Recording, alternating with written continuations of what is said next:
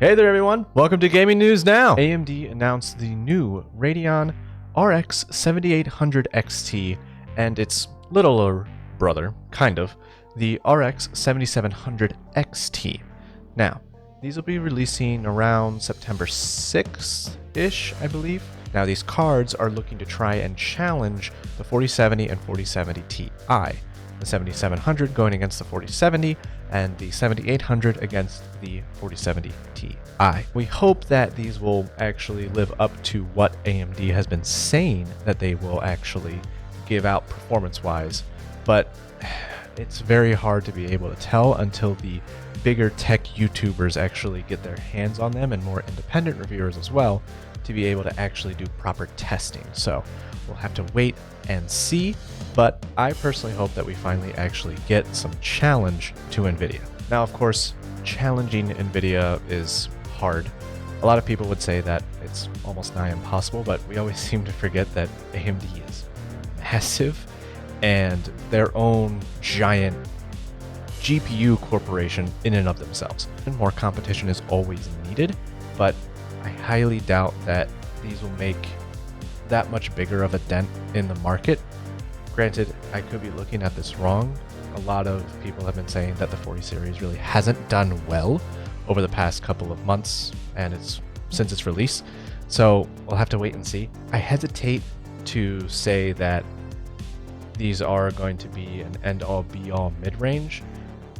Nvidia is known for its more quote-unquote reliable cards. AMD has for a very long time not been the most reliable. Hell, even now with their newer releases, which have been great, mind you, they still haven't been the best. So we'll have to wait and see. I do hope that they do well, and if anything is to go by, at least they'll do better than the Intel cards. So that's something at least. Now, I personally think we need to have a quick chat about Starfield, the next big game coming from Bethesda. Over this past weekend into week, with a lot of review codes going out, and then on top of that, some sellers accidentally selling copies of the game early, a lot of people have been seeing a lot of leaks. There's this current discourse going around right now about the whole boundary on planets. So if you walk, I don't exactly know the distance, but if you walk a certain amount of distance on a planet, eventually you will hit a boundary. Now, we don't know exactly how this boundary works in game. We don't even know if that is actually the full release of the game that this is being leaked from. A lot of it is speculation, but realistically, if it is the full release of the game, I can only imagine that the way it's going to work is that you have to walk back to your ship, go fly over to a new part of the planet, and load a new chunk. Bethesda have stated that the way that this is working, at least when it comes to planet generation and stuff, is that it's chunk based. So that way it doesn't like overload your system. Everybody kind of remembers how a lot of systems couldn't really handle a other certain space exploration game. To be able to properly explore the planet, they probably have to load certain things, and that's just going to happen. This is Bethesda after all. Now, yes, I think you should be skeptical of this game, especially when Pete Hines earlier replied to a tweet asking like, hey, can we explore the whole planet? Like, is it going to be completely there for us to explore? He said, yes, walk on, brave explorer. That obviously makes a lot of people think, oh, we can walk the whole thing. That is honestly just somebody who is overpromising when they're trying to drum up hype for the game. Yes, be skeptical of this game. Not everything they say, not everything they promise will be there. We've already learned that. Insert No Man's Sky joke here. You so fucking precious when you smile. Yeah. Alright, and then something I didn't cover last week. I completely missed it. My bad. Bigmode, the new publisher headed up by Leah and Jason of Videogamedunkey, and his wife, Leah, they released what they're calling the Bigmode Memo. Now, this is a Nintendo Direct-esque kind of thing. It's not exactly a Nintendo Direct, and it's kind of just your standard, hey, this is what we're making, this is what we're working on, we want to keep those of you who are invested in us informed, and also to be able to get people that aren't necessarily watching us to be able to see what we're doing. They didn't really show anything new, sadly. We've already seen Animal Well. They were showing off Animal Well again, which looks cool. I am interested. I think it's very slick, interesting, cool looking little side scroller, little platformer. I'll probably try it out myself. It looks fun. Now, the other thing they announced, quote unquote, is a port, if you will, of an older game, Star of Providence, developed by Team D13. It looks cool. I personally never played it or even heard of it, so honestly, for a lot of people, this might be their first exposure to this game. I mean, the game didn't really have a lot of reviews when I looked at it on Steam. It was positive for the most part, and the game looks cool, but it's not exactly like a new game. I was hoping for a not exactly Devolver-esque style of announcement, but at least something a little bit more like Devolver, where we get to see, hey, we're working with them on this game, kind of thing. But sadly, we didn't really get any of that. Very cool nonetheless. I hope that Jason and Leah do great with this. I'm excited for a creator-led game publishing wing. It's very interesting to see and very cool. I hope it does well, and I really hope that Animal Well does well. It looks interesting. All right, and then just a quick little update on a story I covered last week. Xbox last week met with Larian at Gamescom, and they kind of worked out like a deal of how they're going to bring Baldurs Gate 3 to the Xbox Series X and S. Essentially, they said they would be essentially cutting off the whole split screen couch co-op for the Series S version of the game. Specifically, the Series X would still have it.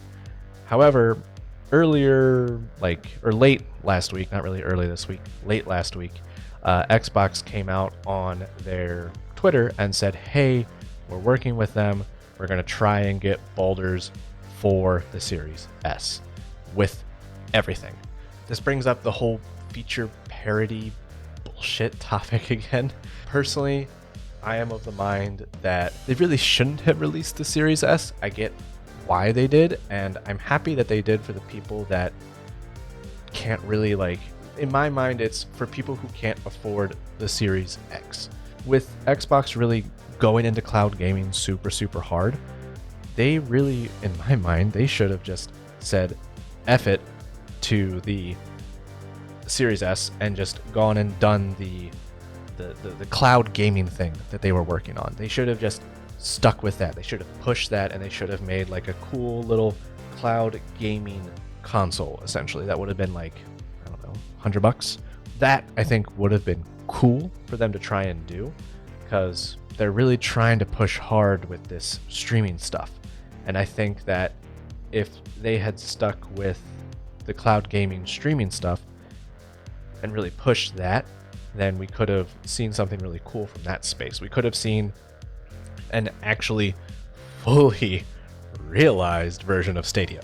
They're pushing for cloud gaming, just not in the same level as they are with all their other stuff.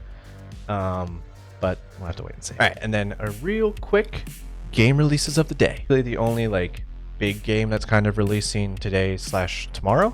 I believe it's just today, though, on the 29th, when I'm recording this, is Volcano High, or Goodbye Volcano High. So, welcome back, seniors. Believe me when I say that this year will fly by, and you will find yourselves wishing you'd taken more time to prepare. This is a game that looks interesting. Not really my style, but for those of you that might be interested, it did release on the 29th, so go ahead and check that out. All right, and now for my indie spotlight. There are two that I have. One of them you definitely probably have heard of at this point. The other one you may not have. So we'll start with the one that you probably have heard of, Sea of Stars. Check it out.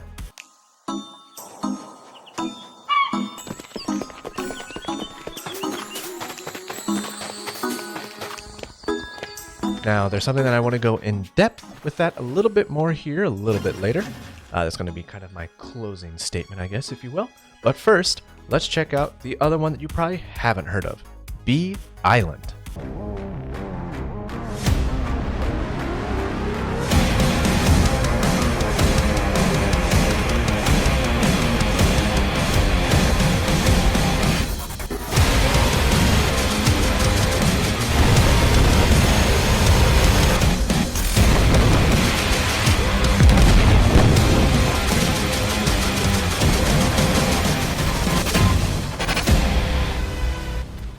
both of these games look really fun. Bee of Island is already been released. Sea of Stars released today on the 29th, I believe, when I'm recording this. Both of them look really, really fun. However, there is something that I kind of want to take a quick little footnote with Sea of Stars. Looks really cool. Glowing reviews all over the place. I personally recommend it. I've been watching streams of it. I haven't personally been able to play it myself, but it is a turn-based RPG. It's not exactly hard to be able to see that play-wise, from a stream at least, that it's going to play pretty similar to what I'm watching. It looks really fun. I personally think you should probably go and check it out if you're interested. But there is something that I noticed, and also Jason Schreier of Bloomberg noticed, that some of the grammar in the game is a little wonky. It kind of pulls you out of the story if you notice it. And even if you don't notice it, here's the issue. It probably will pull you out of the story. You're going to be sitting there reading tidbits of this thing that is the story itself. And then you might get confused because the grammar led you astray and how you're supposed to take that sentence. Take that with a grain of salt, obviously. The rest of the game, pretty much all of the game, is great. Looks great, plays fantastically from what I've seen. Personally, haven't played it yet. Again, asterisks. But it looks really cool. All right, everyone. I hope you enjoyed today's edition of Gaming News Now. If you have any stories that you'd like me to go and check out, or if you have anything you'd like me to cover, go ahead and put it down in the comments below. Otherwise, I will see you all later.